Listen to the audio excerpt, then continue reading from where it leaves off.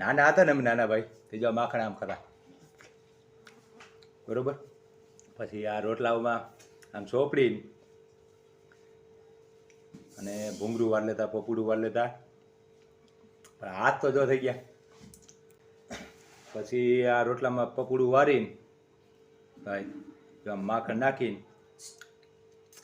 પેલા હાથ ચાટી લઉં, હાથમાં વધારે ચોટી ગયું.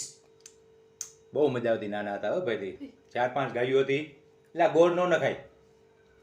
લાય હવે જો જો ભાઈ ગરો ભેગું નાખો માખણ માંગીએ. પછી કોક કહે કે ભાઈ આ ભાઈ છે ને હાથે કરીને વિડીયો બનાવવા હાટું બધું દે છે. એ તો ભાઈ 2 જણાને ભરતું હોય ને તો દે. જો માખણમાં ગોળ ને બધું ભેગું નાખીને દેશી ગોળ. અત્યારે સોમાવું છે એટલે ગોળ થોડોક ઢીલો થઈ ગયો છે. હવે આનું ભૂંગળું વાર લેવાનું બરોબર.